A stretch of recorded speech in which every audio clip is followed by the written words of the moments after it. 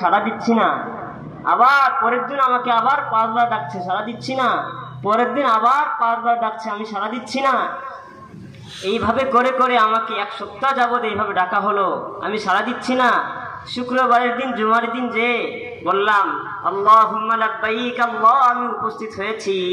যদি আমি সন্তানের পিতা হয়ে, বাবা হয়ে আমার রাগ হয়, তাহলে আমার আল্লাহ, যে আল্লাহ আমাকে সপ্তাহ যাবৎ প্রতিদিন 5 দিন ডেকেছেন, 5 বার ডেকেছেন, সেই আল্লাহর কেমন হয়? এরপরও আল্লাহ আমাকে ধমক দেন না কেন?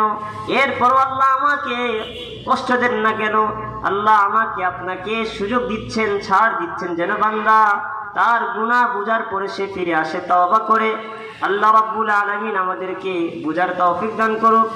সম্মানিত মুসল্লি, সম্মানিত উপস্থিতি, এই হলো আমাদের আল্লাহ রাব্বুল আলামিনের সংক্ষিপ্ত কথা। নবীজি সাল্লাল্লাহু আলাইহি ওয়াসাল্লাম আমাদেরকে আল্লাহ রাব্বুল আলামিনের জান্নাত পাওয়ার জন্য এবং আল্লাহ রাব্বুল আলামিনের প্রশান্তি লাভ করার জন্য বিভিন্ন পদ্ধতি পন্থা বলে গেছেন। যে পদ্ধতি পন্থার মাধ্যমে, যেমন সাহাবায়ে কেরাম রিদওয়ানুল্লাহি আলাইহিম আজমাইন, তারা যেমনভাবে দুনিয়াতেই জান্নাতের সুসংবাদ পেয়েছেন, ঠিক তেমনি তাদের কাজ কর্ম সবকিছুই ছিল জান্নাতের মতোই।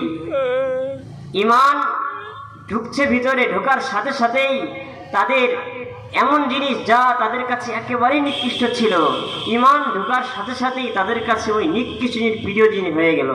যেমন আমরা উদাহরণস্বরূপ এক সাহাবী সুমামা ইবনে ওয়াসিল রাদিয়াল্লাহু আনহু, সুমামা রাদিয়াল্লাহু আনহুর একটা ঘটনা, বুখারী শরীফের 4372 নম্বর হাদিস। নবীজির সাহাবী আবু হুরায়রা রাদিয়াল্লাহু আনহু, যিনি সবথেকে বেশি হাদিস বর্ণনা করেছেন, 57 হিজরিতে এই সাহাবী ইন্তেকাল করেছেন। এই সাহাবীর বর্ণনা, তিনি বলেন, বাআসান নাবিয়্যু সাল্লাল্লাহু আলাইহি ওয়াসাল্লাম খাইলান কিবালা নাজদিন। নবীজি সাল্লাল্লাহু আলাইহি ওয়াসাল্লাম এক অশ্বারোহী সৈন্যবাহিনী পাঠালেন নাজদের দিকে। কেন? সুমামা নামক এক ব্যক্তি সহ তার আরো সৈন্যদেরকে নিয়ে মুসলমানদেরকে হত্যা করেছে। সে একজন খুনিকে ধরার জন্য পাঠানোর পর নবীজি সাল্লাল্লাহু আলাইহি ওয়াসাল্লাম বলেন, পাঠানোর পর ফাজাত বিরাজুলিন মিন বানি হানিফা গোত্রের এক ব্যক্তিকে তারা ধরে নিয়ে আসছে। ইউকাল লাহু সুমামা ইবনে ওয়াসিল, যাকে সুমামা বিন ওয়াসিল বলা হয়। আমি এটাই বলতে চাচ্ছি যে সাহাবীদের ঈমান থাকার পরে, ঈমান আনার পরে, যে কাফের ছিল কিন্তু ঈমান আনার পরে তাদের পরিবেশ কেমন হয়ে গিয়েছিল, তাদের আখলাক চরিত্র কেমন হয়ে গিয়েছিল। আর আমাদের মধ্যে ঈমান আছে কিন্তু আমাদের আখলাক চরিত্র কেমন? যাই হোক, সুমামা বিন ওয়াসিল রাদিয়াল্লাহু আনহুকে আটক করে নিয়ে আসছে সাহাবায়ে কেরাম। নিয়ে আসার পরে ফারাবাতুহু বিসারিয়াতিন মিন সাওয়ারিল মসজিদে নববীর কোন এক খুঁটিতে তাকে বেঁধে রাখছে।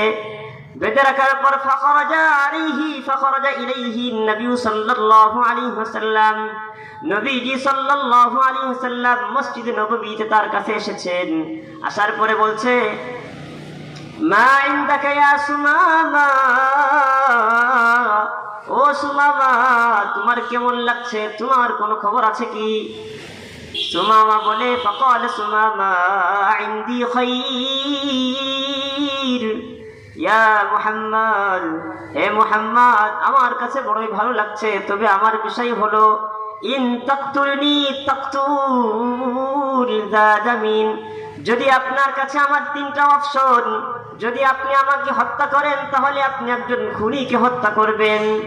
দ্বিতীয় নম্বর বিষয় হলো ইন তুনঈম আলা শাকিরিন, যদি আপনি আমাকে ছেড়ে দিয়ে আমার জীবনকে বাঁচানোর তাগিদে আমার উপর অনুগ্রহ করেন, তাহলে আপনি একজন কৃতজ্ঞকারী ব্যক্তিকে ছেড়ে দিবেন, অনুগ্রহ করবেন। 3 নম্বর বিষয় হলো ওয়াইন কুনতা তুরিদুল মাল, যদি আপনি আমার জীবনের বিনিময়ে মাল চান, সম্পদ চান, যত সম্পদ, ফাসাল মিনহু মা শিতা, আপনার যত সম্পদ প্রয়োজন হয় বলেন, সম্পদ দিব। এই 3টা অপশন শোনার পরে তুরিকা, নবীজি সাল্লাল্লাহু আলাইহি সাল্লাম তাকে বাধা রাখা অবস্থায় চলে গেলেন। হাত্তা কানাল গাদু, পরের দিন আবার আসলেন। আসার পরে রাসূলুল্লাহ সাল্লাল্লাহু আলাইহি ওয়াসাল্লাম সুমামাকে বললেন, মা ইনদাকা ইয়া সুমামা, ও সুমামা আজকে তোমার কোনো খবর আছে কিনা, তোমার কি অবস্থা, কেমন লাগছে? সুমামা বলেন, মা কুলতু লাকা, আমি যা বলেছি, তুনঈম আলা শাকিরিন, যদি আপনি আমাকে অনুগ্রহ করেন তাহলে আপনি এমন এক কৃতজ্ঞ ব্যক্তির উপর অনুগ্রহ করবেন। এই কথা বলার পর নবীজি সাল্লাল্লাহু আলাইহি ওয়াসাল্লাম আবার বাধা রাখা অবস্থায় চলে গেলেন। পরের তৃতীয় দিন আবার আসলেন। আসার পরে বললেন, ইয়া সুমামা মা ইনদাকা ইয়া সুমামা, ও সুমামা তোমার অন্য কোনো বিষয় আছে কিনা, তোমার কেমন লাগছে, এটা কি ভালো লাগছে কিনা? সুমামা বলেন, মা কুলতু লাকা, আমি আপনাকে যা বলেছি বিগত দিন ওই কথাই আমার। নবীজি সাল্লাল্লাহু আলাইহি ওয়াসাল্লাম সাহাবীদেরকে উদ্দেশ্য করে বললেন, আতলিকু সুমামা, ও আমার সাহাবীর দল, ও আমার সাহাবীরা, সুমামার বাঁধন খুলে দাও, সুমামাকে ছেড়ে দাও, সুমামাকে ছেড়ে দাও। সুমামাকে ছেড়ে দিল। দেওয়ার পরে ফান্তালাকা ইলা নাজলিন করিবিন মিনাল মসজিদি, সুমামাকে ছেড়ে দেওয়ার পর সুমামা মসজিদে নববীর পাশে একটা কূপ ছিল, কূপের পাশে গেল। যাওয়ার পরে ফাগতাসালা, ওই কূপে নামার পরে নামে গোসল করলো। গোসল করার পর দাখালাল মসজিদে, মসজিদে নববীতে আবার প্রবেশ করলো। করার পর রাসূলের সামনে বলল, আশহাদু আল্লা ইলাহা ইল্লাল্লাহ ওয়া আশহাদু আন্না মুহাম্মাদার রাসূলুল্লাহ। হে মুহাম্মদ আরবি, আমি এই সাক্ষ্য দিচ্ছি যে আল্লাহ ছাড়া কোনো মাবুদ নাই, আল্লাহ ছাড়া কোনো ইলাহ নাই। আমি এটাও সাক্ষ্য দিচ্ছি মুহাম্মদ আল্লাহর রাসূল ও বান্দা। এই কথা বলার পর